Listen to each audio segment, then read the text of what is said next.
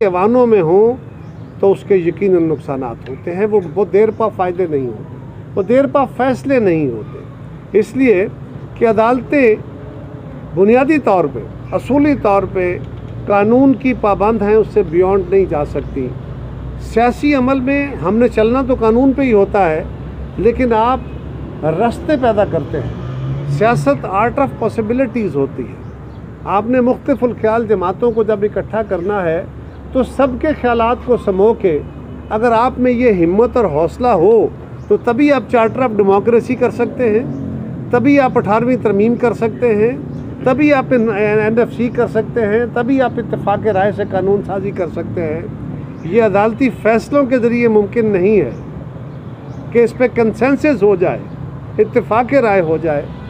यही हम अदालत से गुजारिश करते रहे, और जिस तरह बेंच बनते और टूटते रहे और बेंचेस का फिर अल्टीमेटली वो मामला अदालत से निकल के पार्लिमान तक पहुंचा, क्योंकि जब अदालत ने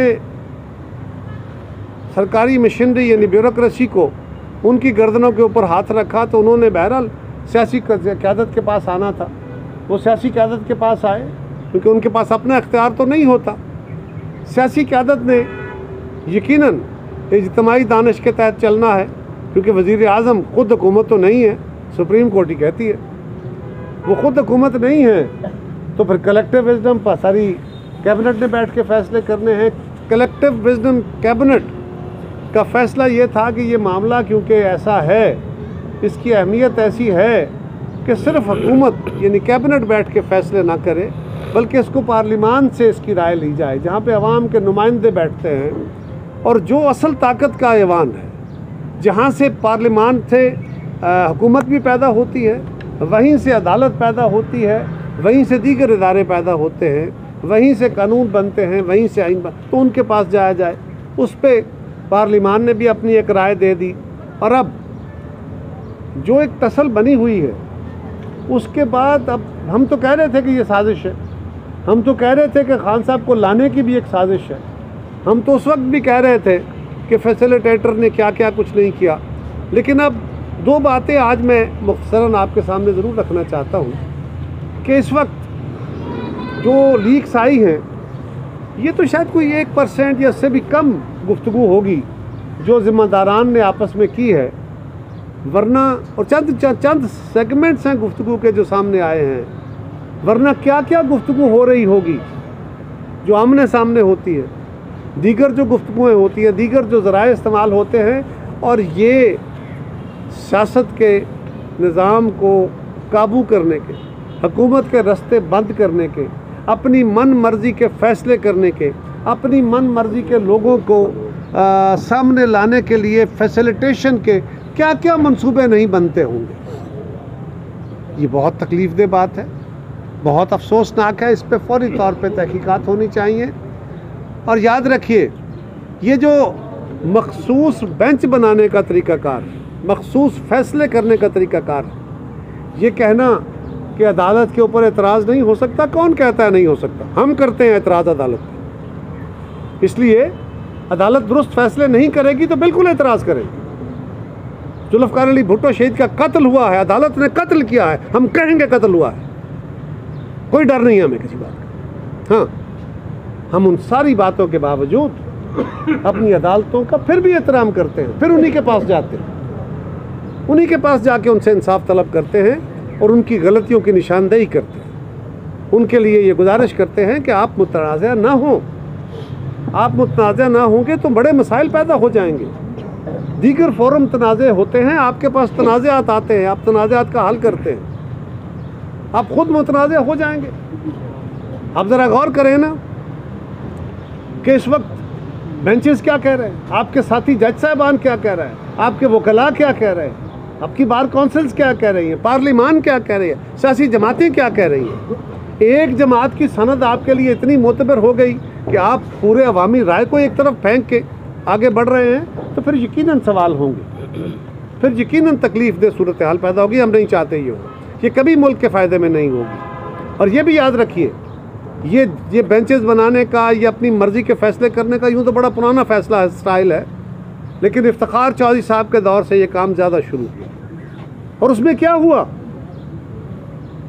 आपने वज़ीर आज़मों को घर भेज दिया, क्या स्टेबिलिटी आ गई, क्या दुरुस्त फैसले हुए, क्या पाकिस्तान आगे बढ़ा, क्या नुकसान हुआ?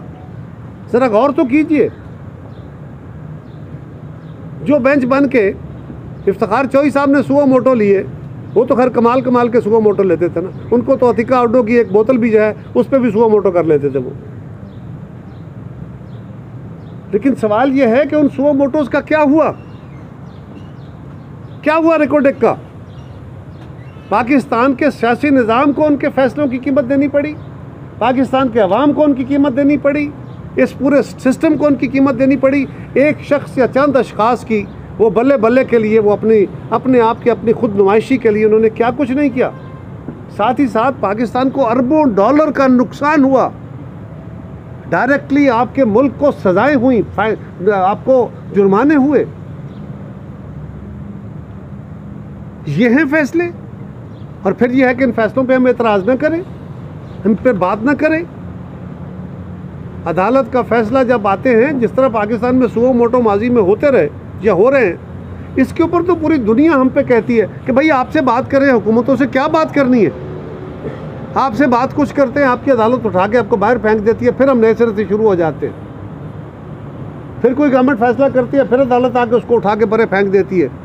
अगर इस मुल्क के फैसले अदालतों ने करने हैं तो फिर आप आलमी मामलात को भी संभाल लीजिए, उनको भी तसल्ली करा लीजिए। लेकिन खुदारा ये दुनिया का असलूब नहीं है। हमें भी समझने की ज़रूरत है, और हमें आगे बढ़ने के लिए चाहिए कि हम दुरुस्त तरीके से फ़ैसले करें। ये बड़े नुकसानदेह अमल हैं। और इसी तरह इमरान खान साहब आजकल कह रहे हैं, वो बहुत सारे एतराफ़ कर रहे हैं। कौम इस वक्त उनके साथ एक हैजानी कैफियत में, लोग माइंड अप्लाई नहीं कर रहे, बहुत सारी चीज़ों का एतराफ़ कर रहे हैं। अब वो कह रहे हैं, आखिरी उन्होंने एतराफ़ ये फरमाया है कि मैंने असम्बलियाँ भी जनरल बाजवा के कहने पे तोड़ी थी। इसका मतलब यह है कि असम्बलियाँ पंजाब और खैबर पख्तूनख्वा के चीफ मिनिस्टर्स ने नहीं तोड़ी। जो बात जस्टिस अतर मिनल्ला साहब ने कही कि इन असम्बलियों को तोड़ने की वजह भी देखी जाए, उसको तो नहीं सुना गया। जज साहब की बात को भी नहीं सुना उनके साथियों ने। लेकिन अब तो खान साहब कह रहे हैं कि असम्बलियाँ उन्होंने तोड़ी, उन्होंने भी नहीं तोड़ी। कहते हैं जनरल बाजवा साहब के कहने पे तोड़ी। ये असम्बलियाँ तोड़ना एक गैर आइनी और गैर कानूनी काम था। आप जनरल बाजवा के लिए सज़ा का मुतालबा कर रहे हैं खान साहब, आप ज़रा गौर करें। आपके अपने आप पे सज़ा आती है। अगर जनरल बाजवा वाजिबुल सज़ा होंगे तो आप कैसे बचेंगे इससे? यही हम कह रहे हैं। परवेज़ इलाही तो उस दिन भी कह रहे थे, पहले भी कह रहे थे असम्बलियाँ नहीं तोड़नी चाहिए, बाद में भी कहते हैं नहीं तोड़नी चाहिए। वो तो कहते हैं गलत फैसले हुए। अब आपने गलत फैसला किया, कौम को इस बहरान में, इस मौशी बहरान में जो ऑलरेडी बहुत बड़ा था, उसको और गहरा किया। इस सियासी बहरान में, इस आइनी बहरान में, इस सब का कज़िया और ज़िम्मेदार इमरान खान साहब आप हैं। और हम इसका रास्ता निकालना चाहते हैं कि किसी तरीके से हम सियासी क़ुव्वतों को, मुतसादम सियासी क़ुव्वतों को, बहुत तल्ख़ माहौल है, हम लोगों को इकट्ठा करके एक जगह बिठाएं और उनसे बात करने का, बातचीत करके आगे बढ़ने का रास्ता पैदा करें। वरना तसादम कभी मुल्कों के फ़ायदे में नहीं होते। मुल्कों को अफराद ने नहीं, निज़ाम ने आगे बढ़ना है, निज़ाम ने सिस्टम को स्टेबलाइज करना है। अवाम को सहूलतें निज़ाम ने देनी है, फ़र्द ने नहीं देनी। ये बात हम बार बार सबको समझा रहे हैं। और खान साहब आज आप फिर भी हमारे रास्ते की दीवारें, हम अपने दिलों पे पत्थर रख के, ये कोई मौलाना फजलुर रहमान साहब गलत बात नहीं कर रहे। वो ये नहीं कह रहे कि हम मज़ाकरात नहीं करते, वो कहते हैं इमरान खान से मज़ाकरात नहीं करते। इसी तरह बाकी जमातों के तहफ़्फ़ुज़ात क्या हमारे नहीं हैं? हमारी बहू बेटियों को जाके जेलों में नहीं रखा गया, हमारी क़यादतों को जेलों में नहीं रखा गया। हमारे साथ कौन सी बद तहज़ीबी है जो नहीं की गई? इसके बावजूद हमने बर्दाश्त किया कि पाकिस्तान को आगे बढ़ाने के लिए भुट्टो शहीद ने बर्दाश्त किया, बीबी शहीद ने बर्दाश्त किया। हम हर अहद में आज आसफ जरदारी साहब बर्दाश्त करके आगे बढ़ रहे हैं। और हम कह रहे हैं कि सब सियासी क़ुव्वतें इकट्ठी होकर बैठें और इन बहरानों का हल निकालने के लिए वे फॉरवर्ड डिज़ाइन करें। लेकिन ये अनोखे लाडले हैं कि मानने को तैयार नहीं। इस मामले में हम बिल्कुल वाज़ेह तौर पर अदालत से भी गुजारिश करेंगे कि आपका एहतराम है, आपसे गिले भी हैं, शिकवे भी हैं और बिल्कुल होंगे। जो कानून है तौहीन अदालत का, हम अदालत की तौहीन नहीं करते, हम अदालतों के फैसलों के ऊपर बहसें करते हैं। अगर जजेस का कंडक्ट दुरुस्त नहीं होगा, मेरा कंडक्ट चेक होगा, वज़ीर आज़म के कंडक्ट पे बात होगी तो फिर आपके कंडक्ट पे भी बात होगी।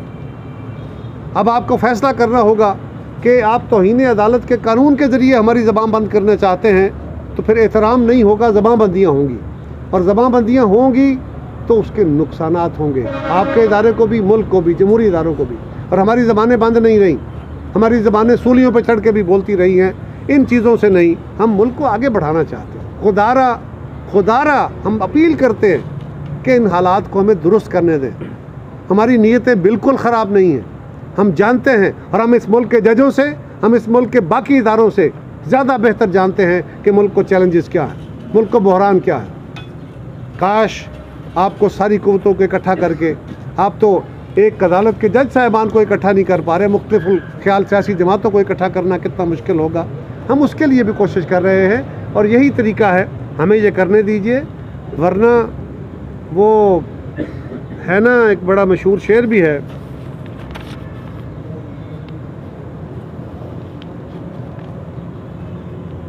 कि आप अपनी अदाओं पे ज़रा गौर करें, आप ही अपनी अदाओं पे ज़रा गौर करें, हम कहेंगे तो शिकायत।